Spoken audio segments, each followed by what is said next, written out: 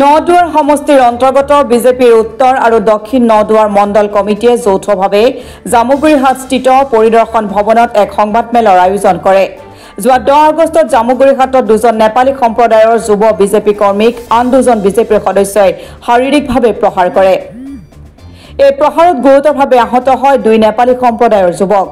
আনহাতে এই মাৰপিটৰ ঘটনাক লৈ এটি সংবাদ মাধ্যমত ভুল তথ্যৰে বাতৰি পৰিৱেশনেৰে সমাজত বিষবাষ্প বিয়পাই সাম্প্ৰদায়িক সংঘৰ্ষৰ সূত্ৰপাত ঘটাবলৈ বিচৰা কাৰ্যক নদুৱাৰ মণ্ডল বিজেপিয়ে তীব্ৰ গৰিহণা দিয়াৰ লগতে বাতৰি পৰিৱেশন কৰা নিকৃষ্ট সাংবাদিকগৰাকীক বিভ্ৰান্তিৰ বাতৰি পৰিৱেশন নকৰিবলৈ সকিয়নিও প্ৰদান কৰে।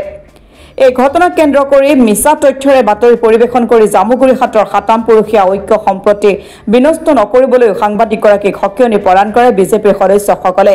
সংবাদমেলত উত্তৰ আৰু দক্ষিণ নদুৱাৰ মণ্ডলৰ সভাপতি সম্পাদক প্ৰমুখ্যে সৌম্য ব্যক্তিসকল উপস্থিত আছিল। যোৱা 10 তাৰিখে মাছগাঁৱৰ সমীপত তেলডিপুৰ কাষত যিটো ঘটনা হৈ গ'ল, এই ঘটনাক আমি ভাৰতীয় জনতা পাৰ্টিৰ সকলো কাৰ্যকৰ্তাই তীব্ৰ গৰিহণা দিছোঁ। ইতিমধ্যে ভুক্তভোগীসকলে আমাৰ স্থানীয় বিধায়ক মহোদয়ৰ কাষ চাপিছে আৰু বিধায়ক মহোদয়ে তেখেতসকলক আশ্বস্ত কৰিছে যে অনতিপলমে যে দোষীক কাৰায়ত্ব কৰিব লাগে। আৰু আমাৰ বিধায়ক মহোদয় যে প্ৰশাসনিক উচ্চ পদস্থ বিষয়াৰ লগত কথা বতৰা পাতি যে এই ঘটনাটো সোনকালে এটা নিৰাময় কৰিব লাগে, দোষীক শাস্তি দিব লাগে, দোষীক কাৰায়ত্ব কৰিব লাগে। এই ঘটনাখিনিকে DY 365ৰ এজন গোস্বামীধাৰী এজন সাংবাদদাতাই তেখেতে গোটেই কথাখিনি আমাৰ দলীয়কৰণ কৰি ৰাজনৈতিককৰণ কৰি সাম্প্ৰদায়িককৰণ কৰি এইটো ৰাইজৰ মাজত এটা বিষবাষ্প বিয়পাব বিচাৰিছে।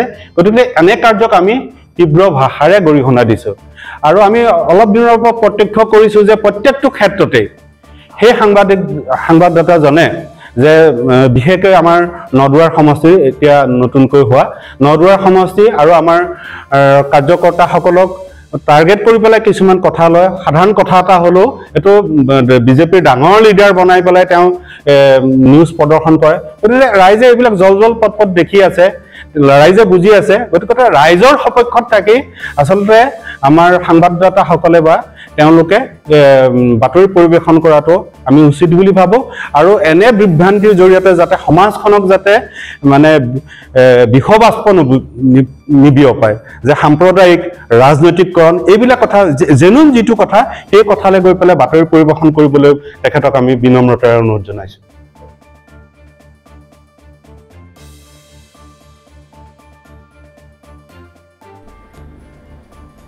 Bureau report Assam today.